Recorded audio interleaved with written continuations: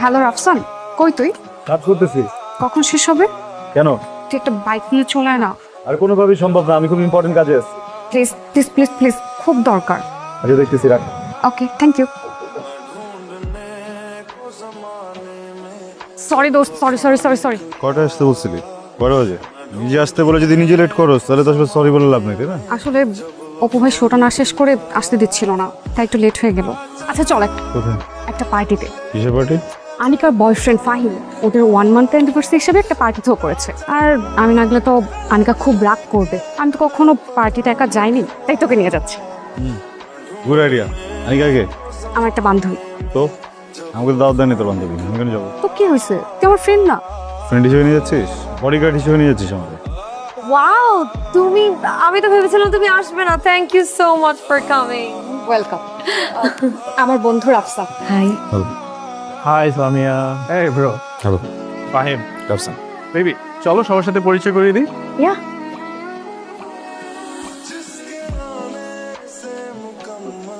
আনিকা। ও মাই god, এটা কি দরকার ছিল? Happy birthday. Thank you, this is so beautiful.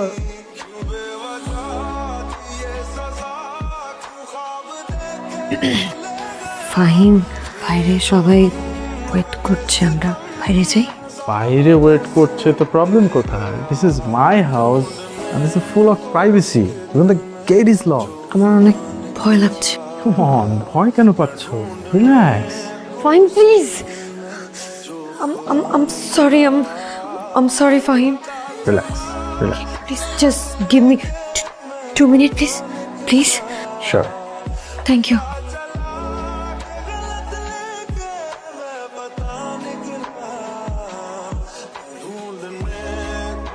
Fahim, Anika, দরজা খোলো। আনিকা, আনিকা, ঠিক আছো? কি প্রবলেম সামিয়া? কি হচ্ছে? কিছু হচ্ছে না, আনিকার শরীর খারাপ লাগছে। Anika is completely fine. Okay? Anika, come here. Come here. Come.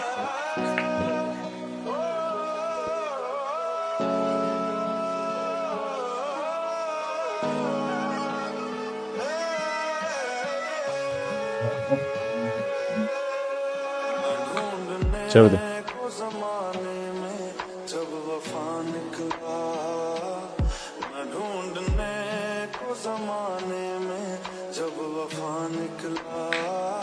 দোস্ত সরি। সরি বলে কি আছে? একটা মানুষ বিপদে পড়ছে, তুই হেল্প করলি, আমি হেল্প করলাম।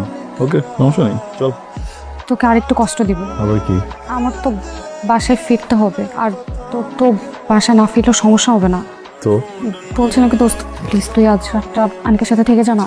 ওর শালান্টি বাড়িতে নেই, মেয়েটাকে এমন অবস্থায় একা রেখে যাওয়াটা একটু রিস্ক হয়ে যায়। আমি বাড়িতে পৌঁছে তোকে কল করছি। লাগবে না, গেটটা তো লাগা, তাহলে যা। গেটটা লাগাই দিয়ে যা।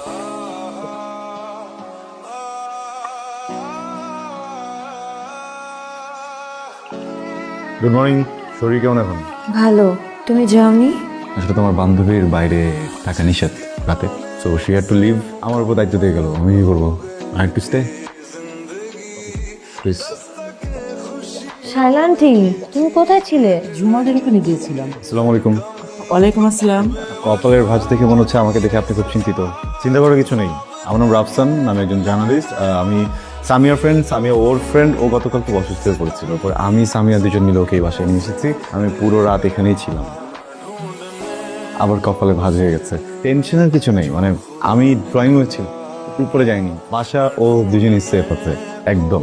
তুমি অসুস্থ হয়েছিলে, আমাকে ফোন করলেই পারতে। আরে আমি ঠিক আছি, তুমি যাও, ফ্রেশ হয়ে নাও। তোমাকে আমি ফোন করেছিলাম, সত্যি বিজি ছিলাম। রাফসানের নাম্বারটা তোমার কাছে চেয়েছিলাম, দাওনি। তুমি কি আমার উপর কোনো কিছু নিয়ে বিরক্ত?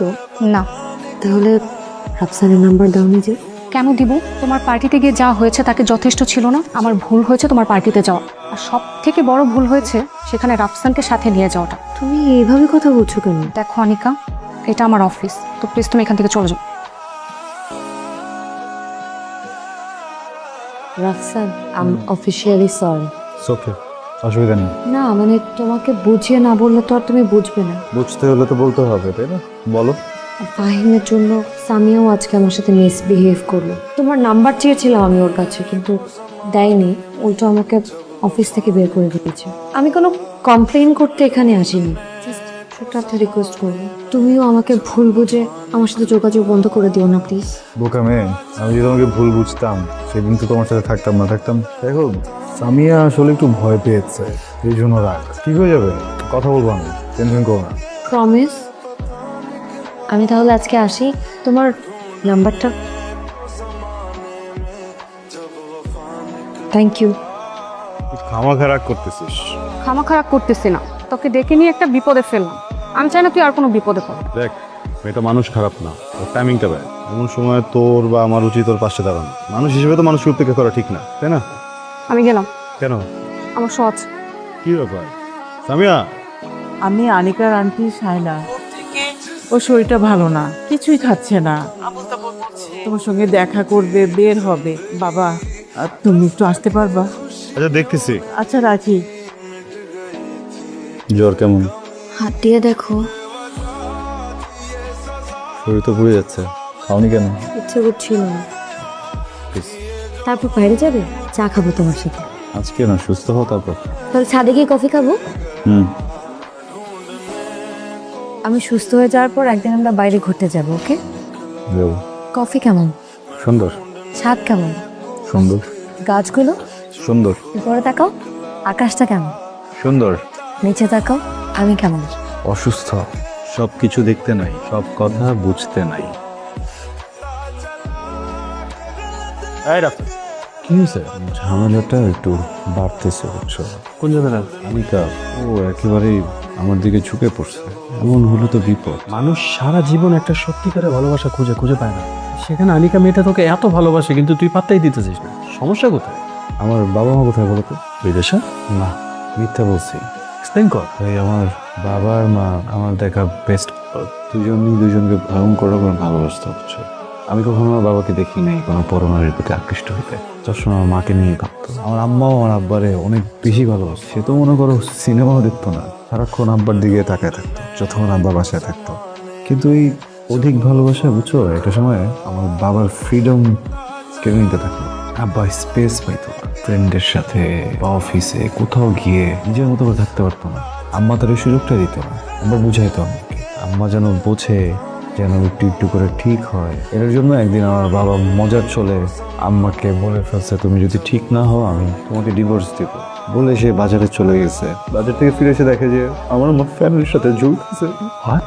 আব্বা শখ নিতে পারে নাই, তার মনে হয়েছে আম্মার ওই অবস্থার জন্য সে দায়ী। দৃশ্য দেখেছে, সাথে সাথে স্ট্রোক করছে আমার চোখের সামনে। আমার আব্বা, আমার আম্মা, দুইটা মানুষের লাশ পড়া। ভাই, আমি কারো দোষ দিতে পারতেছি না। দুইটা মানুষের মৃত্যুর কারণ ভালোবাসা। আমি ওই দিনের পর থেকে একটা জিনিস বুঝছি, ভাই, পরিমাণের ঊর্ধ্বে আসলে ভালোবাসাটাও ভালো।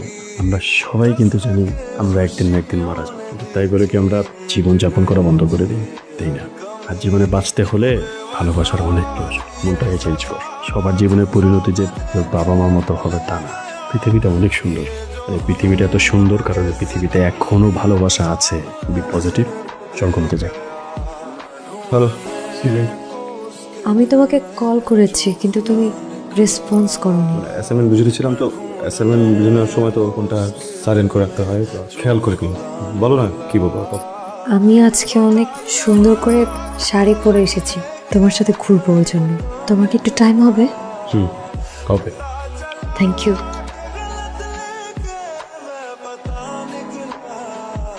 রাফসান, আজকে আমি অনেক হ্যাপি। জিজ্ঞেস করবে না কেন? কেন?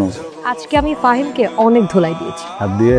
না, ফোন করে এত বকাবকি করেছি, ওরা ভয়ে ফোন কেটে দিয়েছে। কোন রেকর্ডিং আছে? কথা বলেছো, বকা দিয়েছো, রেকর্ড করোনি? আগে এটা নিউজ করে দিত। একটা কথা জিজ্ঞেস করবো, করো। আমাকে তোমার কেমন লাগে? ভীষণ ভালো। রিকোয়েস্ট করি, তুমি আমার প্রেমে পড়ো না প্লিজ। কেন? ভীষণ ভালো লাগার প্রেমে পড়লে একটা সময় সেটা ক্ষয় হতে থাকে। ভীষণ ভালো লাগাটা আর থাকে না। আমি যে জিনিসটার ভয় পেয়েছিলাম সেটাই হলো। আমি কি ভুল কিছু করেছি? রাফসান তো ভালো লাগার মতোই একজন মানুষ। ফাহিমের সাথে প্রেম করে আমার জীবনের সবচেয়ে বড় শিক্ষা হয়েছে, কিন্তু রাফসান আমাকে আনিকা হতে শিখিয়েছে। আমি এখন বুঝি প্রেম আর ভালোবাসার মধ্যে পার্থক্যটা কি। আমি গত 2 দিন থেকে রাফসানকে খুঁজছি। অফিসে নেই, বাসার অ্যাড্রেসটাও আমার কাছে নেই। আমি তোমার কোনো সাহায্য করতে পারছি না আনিকা। রাফসান অন্যরকম। আমি তোমার কাছে কোনো সাহায্য চাইতে আসিনি, তুমি শুধু আমাকে দূরে ঠেলে দিও না। আনিকার চুপ উইকেটকে বোঝান পাশে দিই কি বলতেছে আনিকার বাস আমি মাসে নাই কথা বুঝতে পারছি কিন্তু সব পরে বলবো প্লিজ। আসসালামু আলাইকুম। আমি আনিকা। রাফসান আছে? রাফসান তো বাসায় নেই। রাফসান, আমি জানি তুমি ভেতরে আছো, প্লিজ দরজাটা একটু খোলো। আনিকা তুমি চলে যাও প্লিজ। প্রেম আর ভালোবাসা এক না, এটা আমি জানি। হয়তো তোমার সাথে আমার প্রেম হয়নি, কিন্তু ভালোবাসা হয়েছে। প্লিজ তুমি দরজাটা একটু খোলো, আমাকে ভেতরে আসতে দাও। Anika please leave. রাফসান, আমি জানি আমাকে সামিয়া সব বলেছে, তুমি কেন এত ভয় পাচ্ছ? সবার জীবনের কাহিনী একরকম হয় না রাফসান, আমাদের কাহিনী হবে ভিন্ন, যেটা শুধু তুমি আর আমি মিলে লিখবো, যেখানে তোমাকে কোনো কষ্ট পেতে হবে না। প্লিজ আমার দরজাটা একটু খোলো। আনিকা তুমি লিমিট ক্রস করে ফেলতেছো। আমি প্লিজ যাও না এখান থেকে। দেখো তুমি চাইলে দরজা ভেঙে ফেলতে পারবা, আমি নিজে থেকে কোনোদিনই দরজা খুলবো না আনিকা, এই দরজা কোনোদিন খুলবে না। আমি দরজা ভাঙতে আসিনি রাফসান, তোমার আর আমার মধ্যে যে দেয়ালটা আছে সেই দেয়ালটা ভাঙতে এসছি, তোমার ভয় ভাঙতে এসছি। আমি তো জানি ভালোবাসার মানুষের জন্য অপেক্ষা করা কতটা কষ্টের। আমি চাই না এই কষ্টটা তুমি পাও। তোমার যদি কখনো মনে হয় যে তুমি আমার কাছে আসতে চাও, যাতে দরজা খুলেই তুমি আমাকে পাও,